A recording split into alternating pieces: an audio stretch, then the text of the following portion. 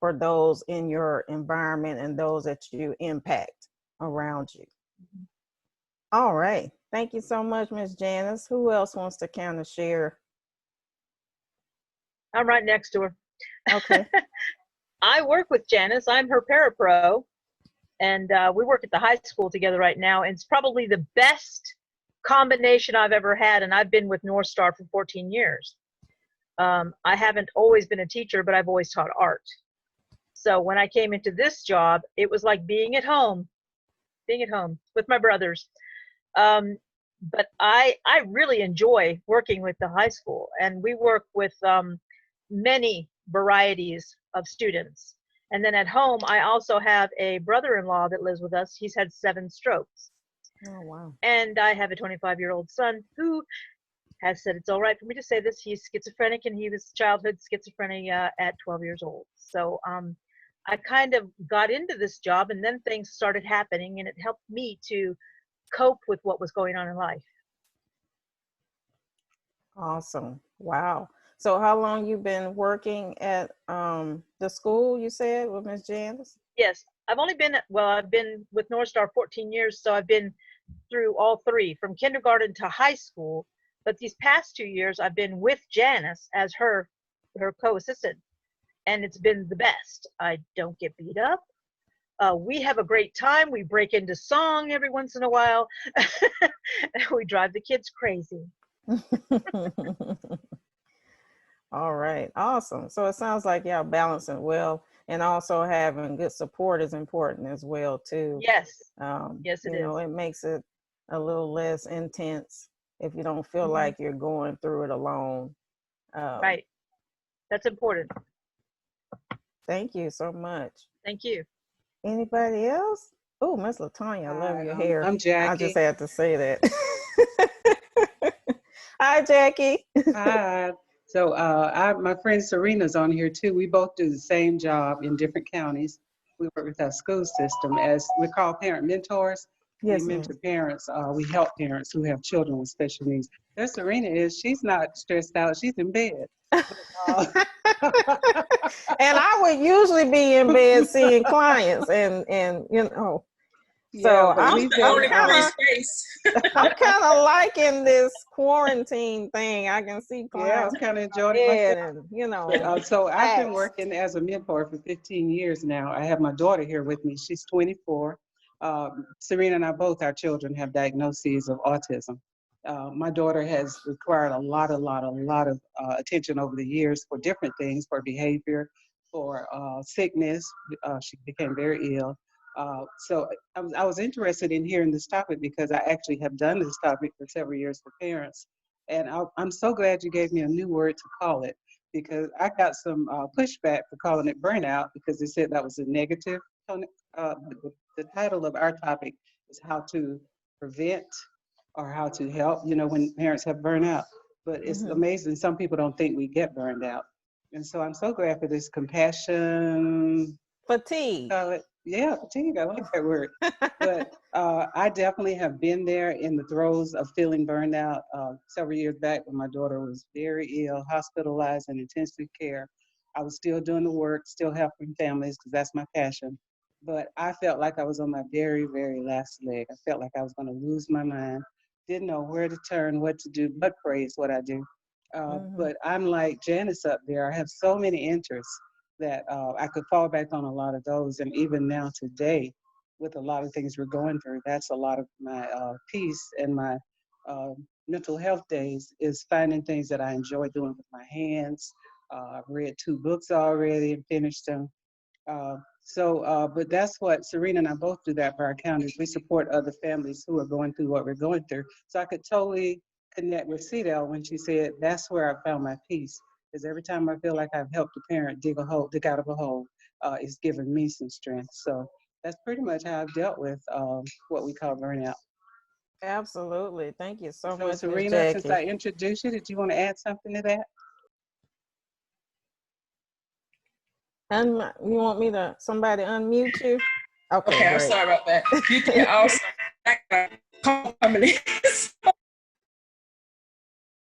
all the time.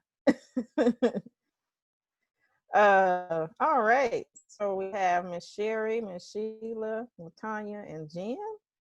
Hi, I'll go next.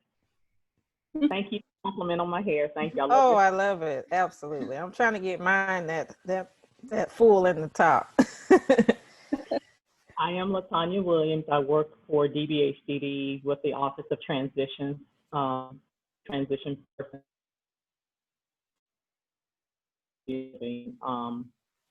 spaces. And with that comes challenges with people on the spectrum and providing support to the people, provide support to them. In addition to that, I have a daughter that just turned 9 last month, who is also on the spectrum. So most recently, the experience I've had with, I guess, compassion fatigue and caregiver burnout has been with this distance learning. Oh my goodness. It was very overwhelming trying to do work from home in addition to being her educator and trying to teach the curriculum and recognize her abilities and trying to balance those. So I think school is pretty much out now, but we did find our rhythm.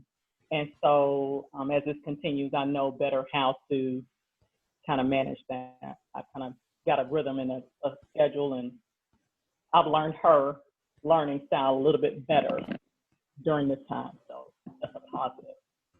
Absolutely. And like I said, my baby just turned 6, and it was just, I mean, the schedule thing, of course, you all know, and the rigidity that they have in certain areas, and them not having to do a lot of stuff on the screen besides when they want to. Of course, it's fine when they want to, but if they're challenged to do it, like for school, I mean, the teachers will be trying to do stuff with them, and of course they're brilliant, so they already know a lot of the stuff, so they get bored and they don't want to sit there like we would do, just kind of deal with it and go along. No, they're not going to deal with it because I don't want to. So it's very, very, it was very tough trying to get him to even do 5-10 minutes on the screen with his speech therapist or his teacher.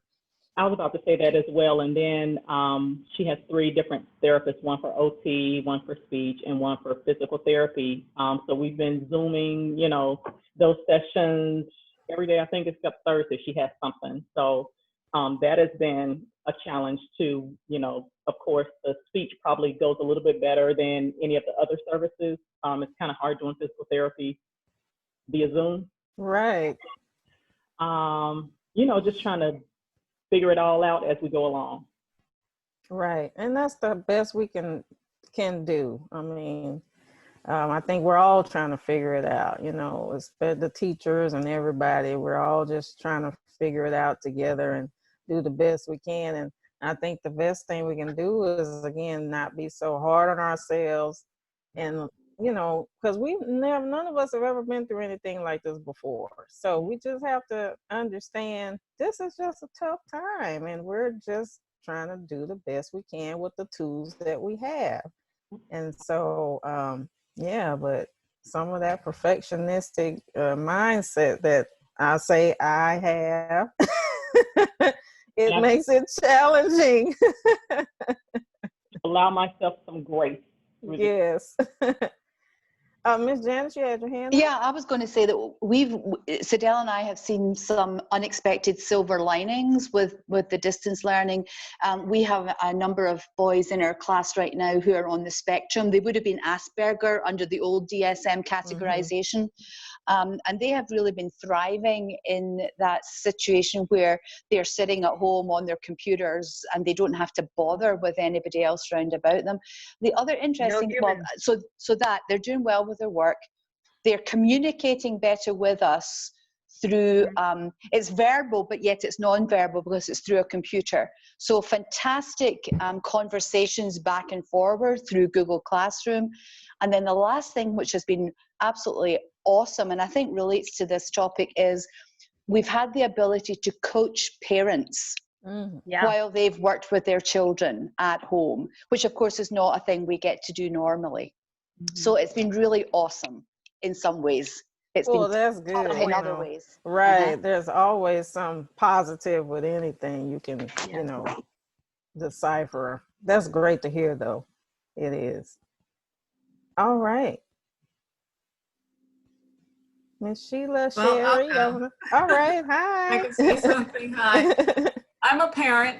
I'm not an educator or in the industry, but it's good for me to hear the different perspective other than a parent. Um, my son has autism and ADHD, so we have unique challenges with it. There's different components of both sides that come into play, and it makes it really complicated. And this past few months have been very challenging. He didn't want to work, and I don't have professional training, so I struggle with trying to figure out what to do and just following through with the things that I've learned. It's really hard for the structure for me to figure out how to get it going. Also with the emotion behind it makes it very difficult. So it's good to hear the different perspectives on parents. So I want you to know, as a parent, you are a teacher, so don't feel left out. Right. You are a teacher. So welcome. Yeah. That's so true, because it starts at home.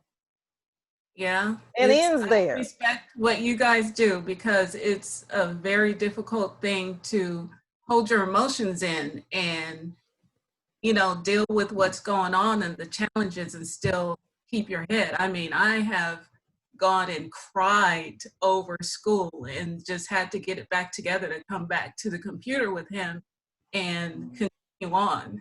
And you would think he would be the one crying.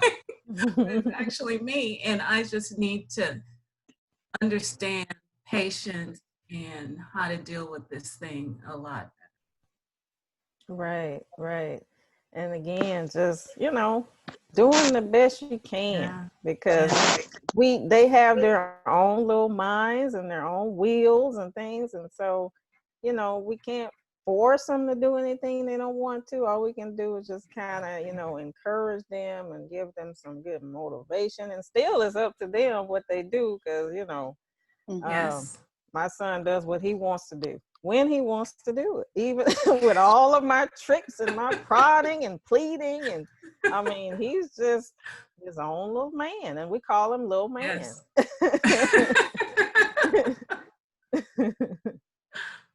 Yes. Miss Sherry. Yes. Hi.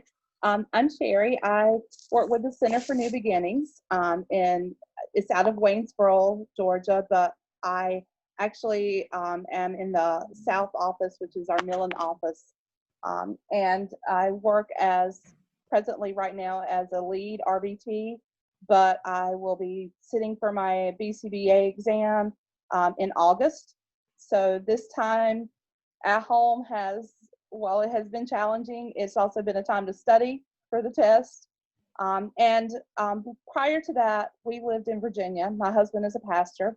So we moved around from North Carolina to Virginia to Georgia. And my first master's degree was in human services counseling and involved PTSD. And one of the things when I worked in Virginia is I found out that a lot of the parents of the kiddos that I worked with had a lot of the same symptoms of ones who have post-traumatic stress disorder. And so compassion fatigue is very common in the ASD world with the parents and stuff. And while this time has been challenging, like Janice said, we've been able to see a lot of progress with our kids, our high functioning autism kids, and the being able to work with the parents has been awesome, because a lot of times we work in a clinic and we work in home, but most of the time the parents just kind of like put us in a room with our client, and we don't have a lot of interaction. But this time away, they've had to step up and they've had to interact with us. And so that has been a blessing from all of this. Absolutely, because they actually get to see what goes on, and also some of the challenges that you all may or may not have in working with our kids, especially with us having to try to do it at home for their school. I'm telling you, I'm ready to go outside and protest for teachers' pay increase like today, because I am not that's not what I do. I mean, I'm a teacher as far as him directing and helping him grow into this, healthy human being. But as far as trying to get him to learn some skills and things like that bless you. I'm telling you, is that's a special type of person to be able to work with those babies. And I just commend you every time I get an opportunity, because, with all the challenges that they have, and then trying to teach them something and help them to be, what they quote unquote say normal in this society, because they're, like, again, brilliant children. They're brilliant people, and they just don't fit into that box. And sometimes it's hard for people to understand what they don't know.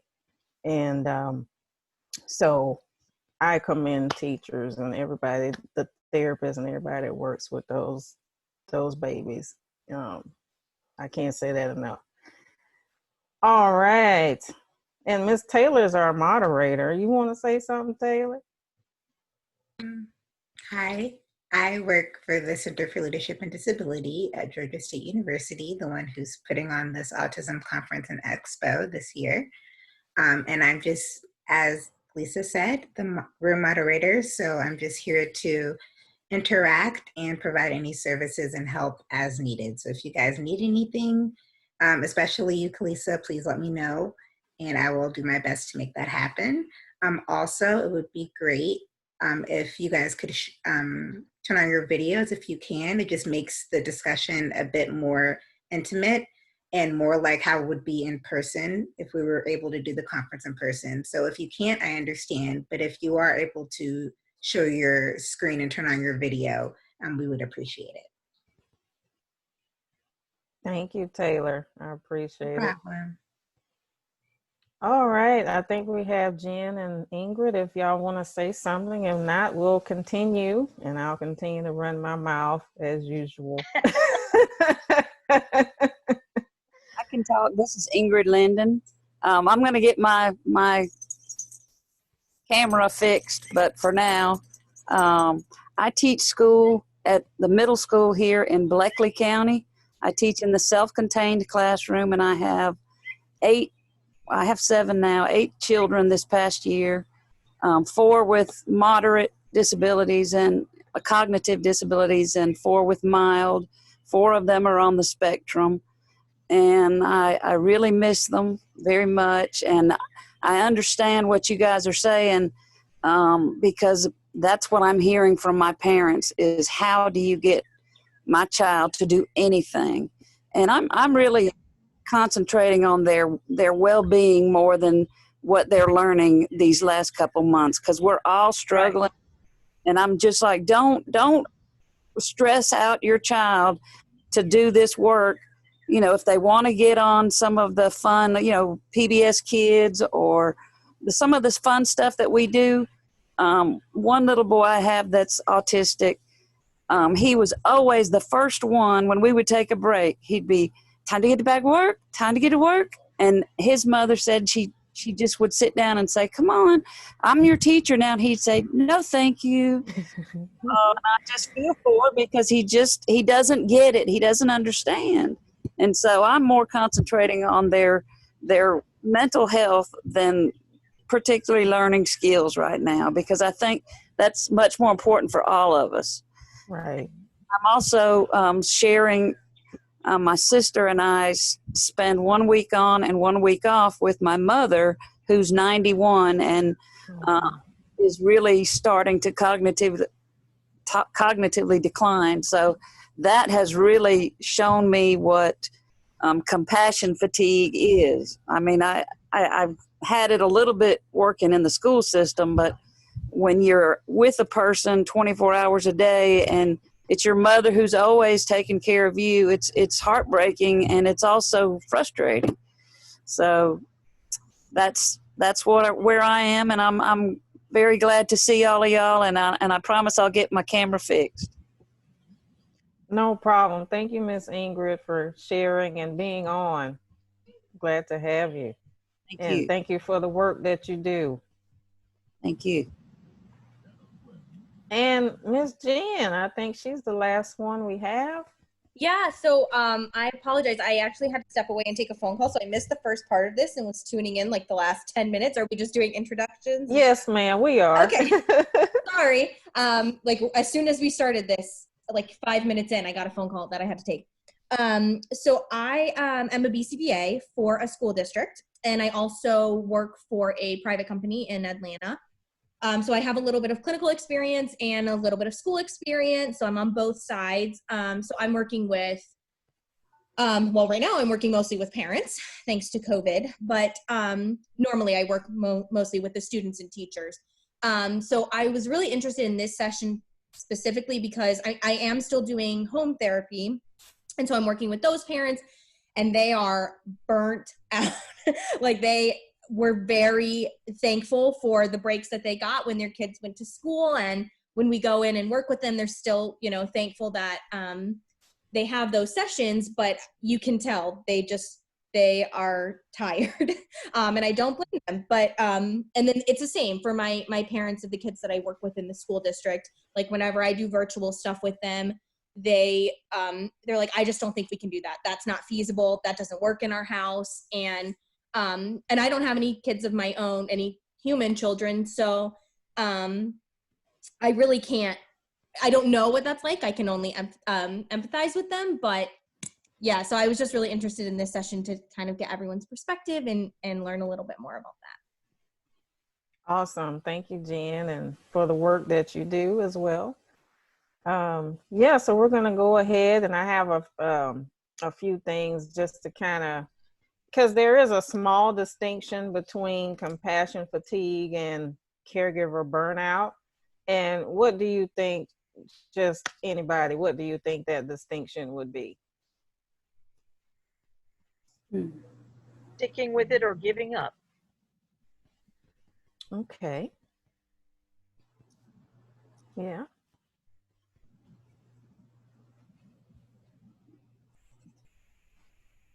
All right. So yeah, I mean, the obvious thing is fatigue is you're tired, you're exhausted, but you're Right. still there and you're able to refuel and recharge yourself to keep going. And the burnout is like, okay, this is it. Yeah. You know, I'm done. Finito, nada, nil. It's Yeah. over.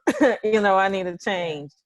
But also, as we talked about, the different levels of personal and, you know, career-wise, the term compassion fatigue is more geared towards those of us that are in the Teachers. helping professions, like Mhm. teachers and lawyers and paramedics and police officers and doctors and nurses and all those people that have high stress jobs, and therapists that deal with other people's, you know, different emotional distresses all the time, especially now with COVID-19. You can imagine how many people that I talk to every day dealing with the anxieties and, you know, all of the stresses of being home with the kids and parenting and the spouses and the family and the significant others. So, and in addition to, you know, that's the compassion fatigue part. But then on the other level,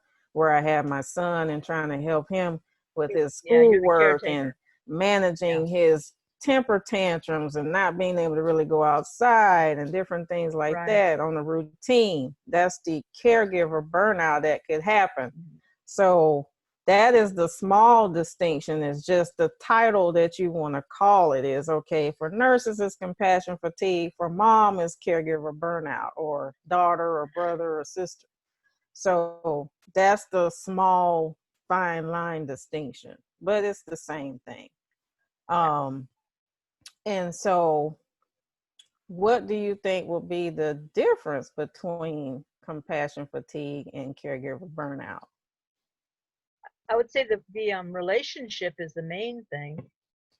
And that if it's a personal relationship, as in my family, my blood, my people's, then it's going to be, you've got to be there.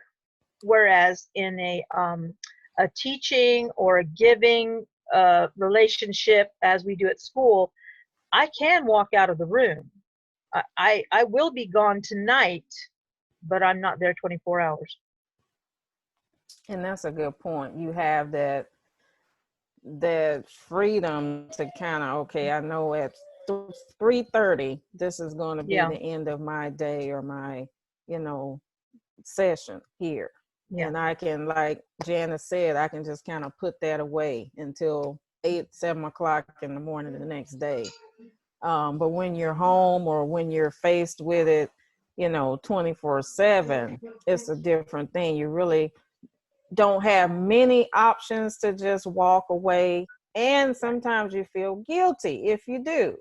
Even if you, take that small little break like we all need to do, you feel this sense of guilt sometimes, like, oh my goodness, they need me. So what am I doing walking away for, even if it's 30 minutes, you feel like I can't take 30 minutes to recharge myself. But that's sometimes how we feel. We feel guilty because we know that they need us and depend on us. And then we'll say, then what would they do if I wasn't here for them to do this for them? So again, if you were not here to do it for them, you couldn't be there for them if you didn't take those 30 minutes. So we have to look at it like that. I have to do this for me so I can be there for them and be able to help them, because I know they need me and they need help, but I need to be, in the best condition to be able to do that for them. And not saying you're not going to have challenges and, that you're not going to be frustrated and have those times where you do kind of, blow your top a little bit, or you're not, because again, we're in this type of situation that is, uncommon. I mean, we just, so of course you're going to have some frustrations and some, different things, emotions that come up. And that's okay to be able to say, I'm not okay today. I'm not okay with doing this. It's okay to express those frustrations and hurts. It's what you do with it, is how you channel it properly. Even if you blow up once in a while, okay, it happened. It's okay. I'll get back up and I'll do better next time, or find a better way to deal with what I'm going through next time. But that's also having the right tools. You can't use tools that you don't have, so you got to be able to have the right tools. And that's where, a lot of good support comes in, and reaching out to people. I do have, when I was at the office, I do have an autism support group for parents and caregivers and things like that I do once a month on Tuesdays. But I'm thinking about doing it virtual now, because I think it could help a lot of people, at least once a month, to just allow us to come together and be able to say, you know what, I'm just having a tough time, and I don't want to have to feel guilty about it, or, somebody not to really understand, what I'm going through, because maybe they're not in the industry, or they don't have children or family members or loved ones that, are on the spectrum or have exceptional needs like that. So, yeah, I think it's important for us to reach out and have support in these times, especially, but just period in general. Yeah. I had a question. As professionals, how do you manage your own personal emotions when you're dealing with a very challenging child? because I know you're human, and I'm just wondering, you know, us as parents, we know how challenging our kids are at home. So we just wonder, you know, how do you deal with that without just being resentful to the kid even? Does anybody want to share? Yeah. Sidel. I've had a lot of trainings with mindset and ways of looking at the student in particular. I try to step outside of me. I'm trying not to be myself, but I'm trying to access all the tools that I've gotten. And I look at them because I know some of their backgrounds and their BFPs, all the stuff that we have on them. I can say, oh, I can remember this happened before, or this did not happen before. My relationship with them is ABC. So I look at it as not personal. And I can say not personal because I'm not related to any of the students. It's harder for you. It's personal. I can tell you with my family members who have challenges that I still have to step outside, go back, and not be mom, not be sister-in-law, and try to use some of the teachings that I've gained to help them through the challenges that they're having so that I don't take it personally. And that's one of the hardest things I've ever done. I can imagine. And can I say something about that, Sheila? Because I've been a parapro too in special ed classes in past years. And it is very hard when it's yours because you got all that emotional stuff you're carrying too. And I think as moms, if you look back on history of disability, especially autism, moms are blamed for it. So I think women too, we take so much blame when our children don't act right. You know, I remember when my mom was raising us, it was 9 of us, and she was always so proud when people came up and said, wow, you have the most well-behaved children. Well, you know, we know our kids with autism sometimes are not going to be the most well-behaved. There are many times when I could have taken advantage of a lot of things that I didn't because I was afraid my child would misbehave when we got there. She was invited to all kinds of parties, everything. One of the things I would say to you is let yourself feel that because that's your rights to feel that. You're the mom and that's your child. So cry when you got to cry. There were many times my daughter, we would fight before she went to school. I mean, if you could have just seen what it was to get her to keep clothes on for the bus and not be naked when the bus pulled up. But I would wait until she left and then I would just pour it out. And then I'd get in the car and I might cry on the way to work. By the time I got to work, I was kind of okay. Then I was working with the families that was crying on my shoulders. In a way, that was a lot of strength for me to let them cry on my shoulders. But over the years, as your child gets older, you get a little bit stronger every time you go through something. You finally get where you don't care what people think when they see something because they just don't understand it. You also get where you teach them, and I've tried to teach people in a nice way about things they don't understand. And then you also, I think when I stopped trying to fix my daughter, when I said, this is who she is. She's so different from her brother. She's never struggled with hardly anything, very academically inclined. She only wrote her first name when she was 12 years old. And now that she's 24, I found out, why did I stress over that? She doesn't even need to write her name. She can put a mark and she's fine.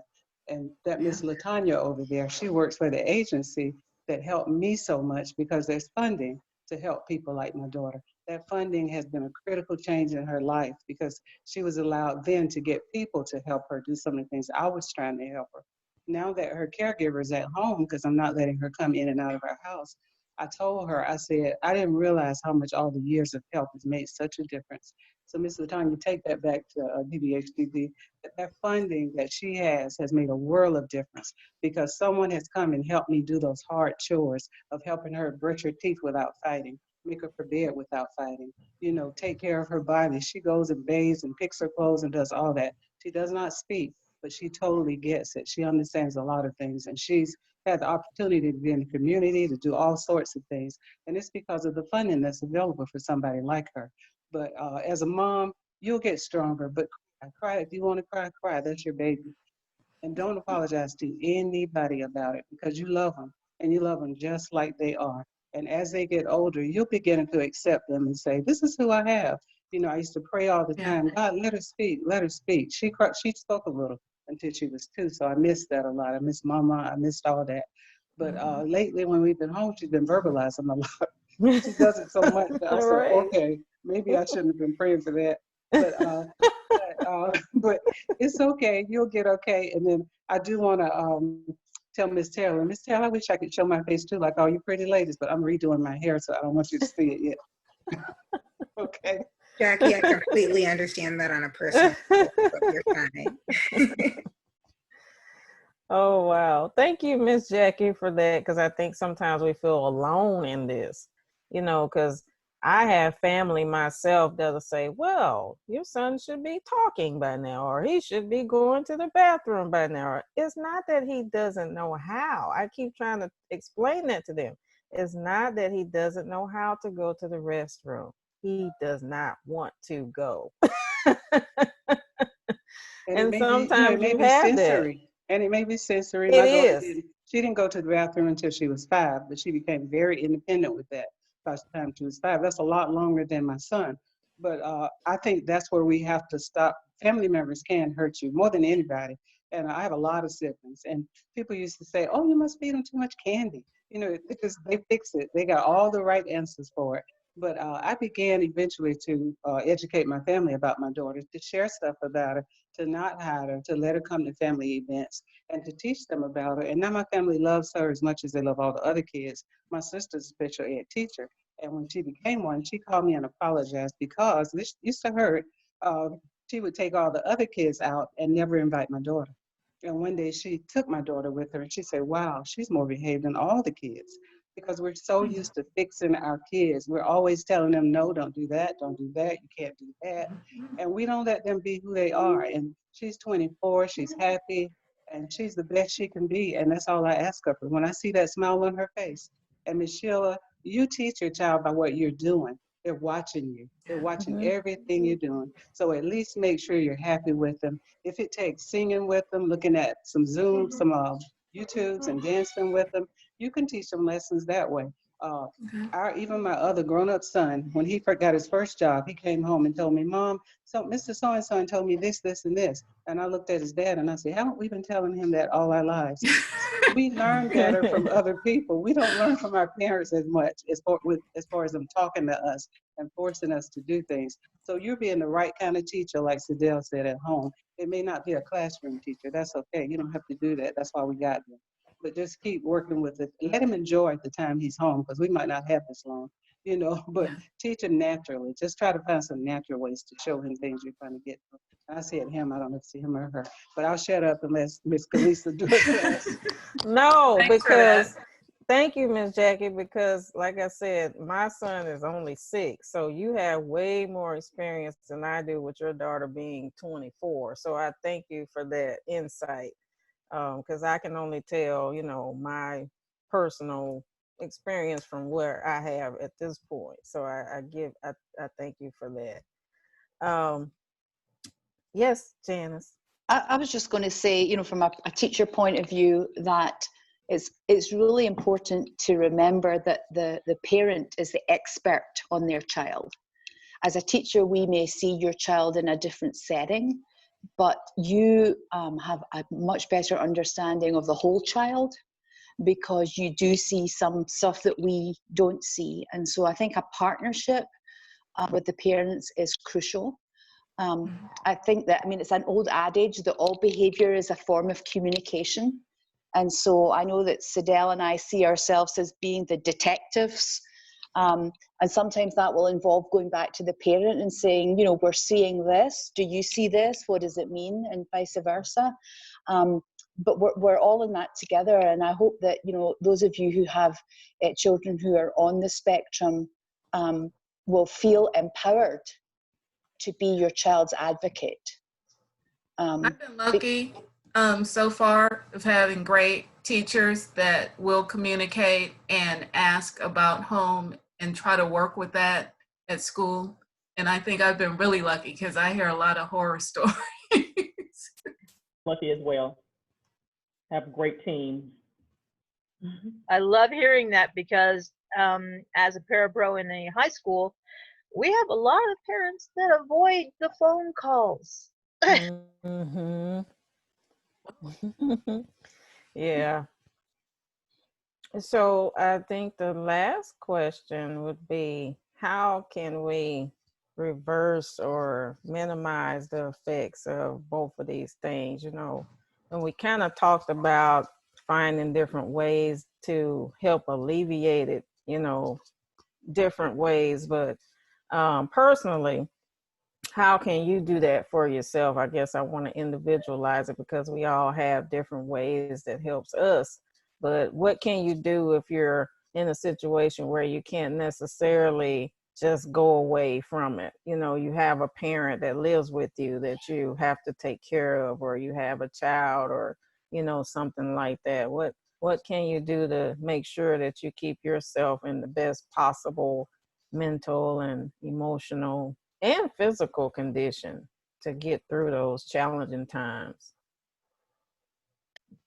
I think the first thing you have to look at is, do you have a support group? Do you have family or other people that can step in with you, for you, besides you?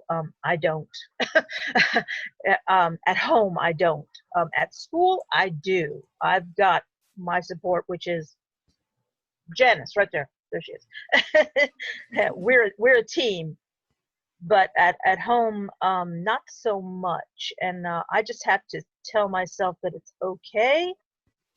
And if I need to step out for a minute, I actually tell my brother-in-law or my son, I just need a minute, just a second. But they're old enough to know that. With a little one, it's okay to let them do what they need to do for a minute and maybe come back in a few more minutes and say, hey, you want to try blah, blah, blah? And they may or may not. I have always noticed that in the autism spectrum, like you said, it's their world. This is their world right here. And if you don't fit in right there, then you're not important. You're not that important, because you got to do what you got to do because it's going on inside your head. And I totally understand that. But it's okay to tell yourself, it's okay. I need to take a minute. I'm just going to go over here. I'm going to go step in the bathroom, walk into a closet. Maybe I'm going to fix a cup of coffee or tea. Maybe I'm not really doing that, but I'm just going to step away for a minute. Right. And I always tell people, because, you know, we're winding down, just find you a corner somewhere. If you have to go in the bathroom for a few seconds, even if you're not, you know, doing what you need to do, just go in there and shut the door. And if you're like my son, he's going to find a way to unlock it with some type of contraption he's taken apart from his toy. So you got maybe about 2 minutes before he comes and unlocks that door. I'm telling you, they are geniuses. They're geniuses.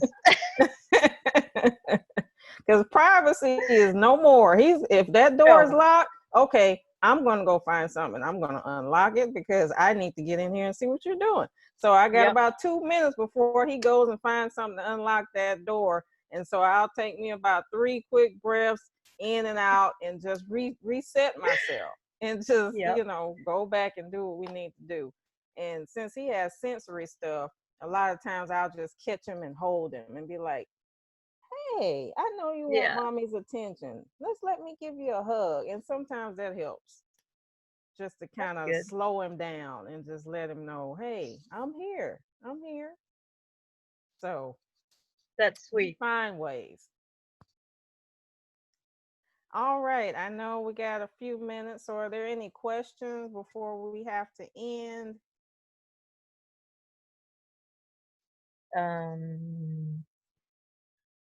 Anybody need to talk, buddy?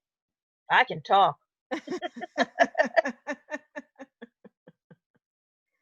And this is confirmed that I really want to do my virtual autism group.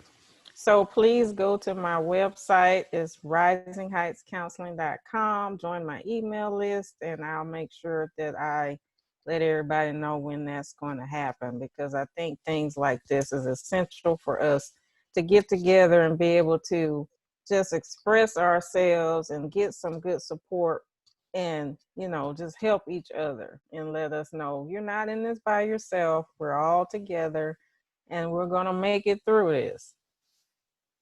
Absolutely. And could you say that again, Kalisa? Or is it Rising Heights? Yes, with an S.com. Got it.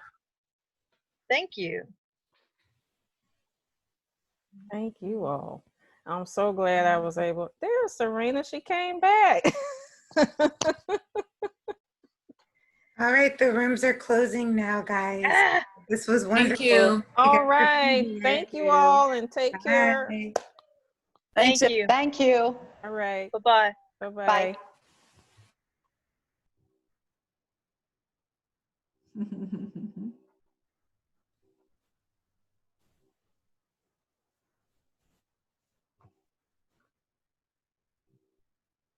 I hope you guys enjoyed it.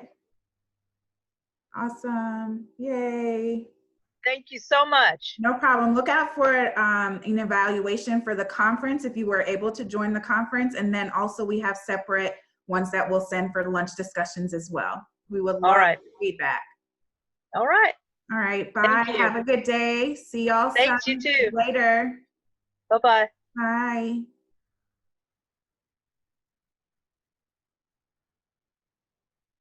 Oh, look at everyone. I hope it went well. I love this. It was really good. I had like about 6 people, Awesome. and we had a really great discussion. Awesome. Yeah, they were happy. They're like, we're so glad we came. So it was great. Thank you. Awesome. You're very welcome. Thank you for hosting it. I hope everything And went well. so, and so on, I guess on the, we'll figure, there'll be a place where we can sort of see all the breakout sessions, because there were some good points that came up that I'd like to review. As far as what? Tell me more about that.